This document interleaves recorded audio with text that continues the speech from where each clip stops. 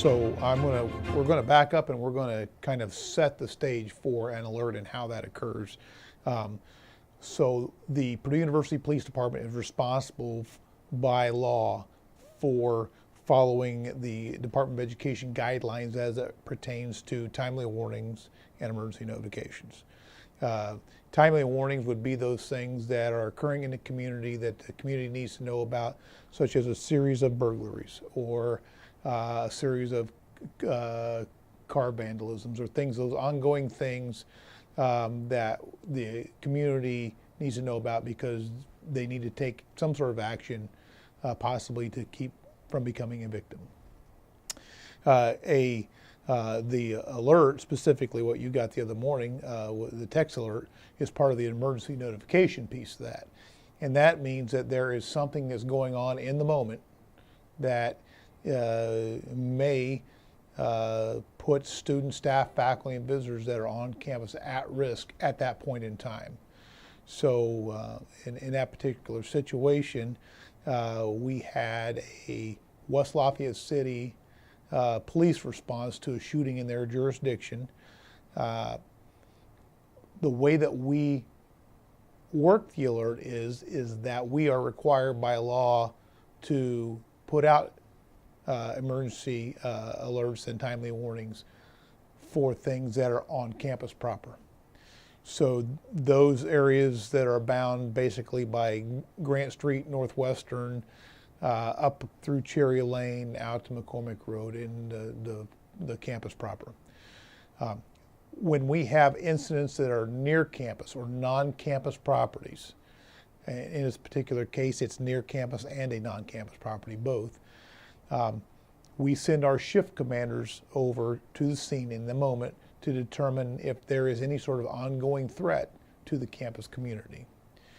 So for example, in this particular case, we were informed that the individual or individuals that were still at large were last seen heading southwest from the 200 block of Wiggins Avenue. That would put them in a direct line towards campus. That in that particular situation, they didn't have the gun or the gunman, so there was that possibility of an imminent threat to our campus and our campus community by about 2 blocks they're running that direction. So the decision is then made by myself and our Senior Director of Environmental Health and Public Safety, Carol Shelby, to launch the alert. We launched the alert after we've talked to the shift command of the city to determine that there is actually an incident.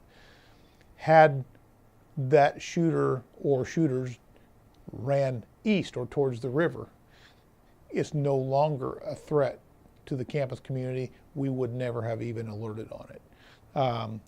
There probably would have been press put out by the West Lafayette City Police Department, but in general, we would not have alerted on a non-campus property that's not within our jurisdiction. So the question that was asked was, why was there not a follow-up alert? And so I'll explain why. And there's a couple of different scenarios that we'll talk about. One would be the scenario where we do put out follow-up alerts. Those situations could be things like a fire in a residence hall. It could be some sort of gas release from a lab. It could be a natural gas pipeline leaking in a roadway. It could be a water main break. It could be a variety of things that we respond to here on campus that actually come to an end and are made safe, and then we basically tell the public, resume normal operations. Another example of that is tornado warnings.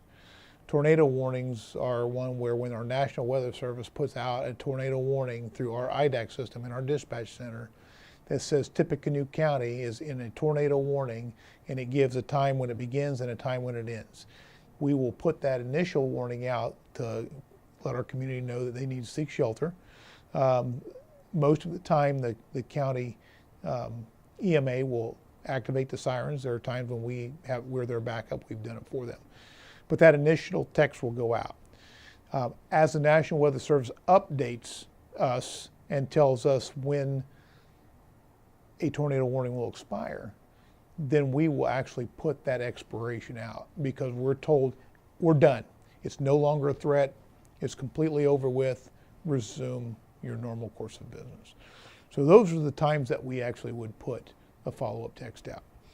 In a situation like a shooting where the one or more of the individuals that were involved in the shooting are at large and remain at large, I explained a little bit ago that at the beginning of the incident, there was that potential threat to the campus community.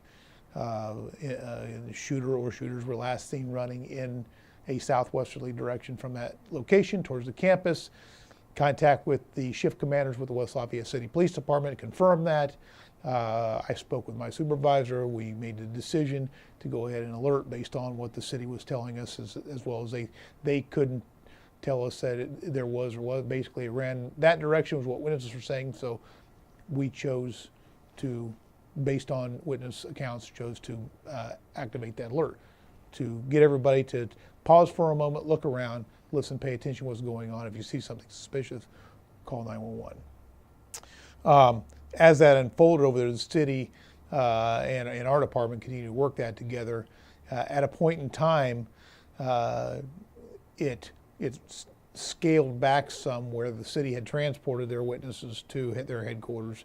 We had assisted them up to the point where we were just out patrolling the streets, just keeping an eye out.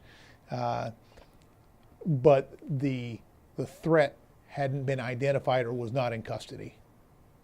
So therefore, one, we wouldn't send out an all clear or anything like that. But secondly, and probably most importantly, is it's in the West Lafayette City Police Department's jurisdiction. So at the time, it appeared it might be an ongoing threat to the campus community. Clearly after that first hour, when things had settled down and they were starting to get a handle on and talking to witnesses, the threat could have been long gone by then. However, we have no way of knowing that for sure. So what we do then is we rely on our marketing and media folks who, when we put that initial text out, uploads that information to the homepage. It gets tweeted out along with the text message. And then that next morning, or Monday morning, I guess it would be, we got a hold of the marketing media group and told them to go ahead and change the message on the homepage. The individual had not been caught. It was a non-campus property. We can't really tell you, go resume normal business or all is okay. It's not our investigation. The shooter's still at large.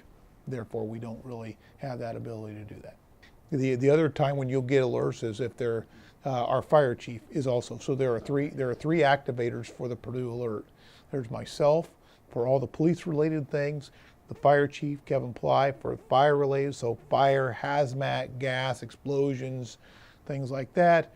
And then our senior director is the one that we consult with, kind of in the role of, you know what, here's what I think, what do you think? Because most of the time it's at 1 o'clock, 2 o'clock, 3 o'clock, 4 o'clock, you're waking me up out of a dead sleep. I'm calling my dispatch center. I'm trying to get best messages and information I can. Sometimes I'm waiting on my shift commanders to check in with the city. Sometimes it meets the criteria for an alert, sometimes it doesn't. But we always discuss that. And then she will handle the email part and reply to all with whatever we decide we're going to do. And Chief Bly and I will then communicate with our dispatch center to make sure that we get the proper alert out and let them know we're going to activate what levels, and including sirens. So if we have a fire event on campus where we that alert that you're going to receive is actually coming from our fire chief. So just so that there's that differentiation.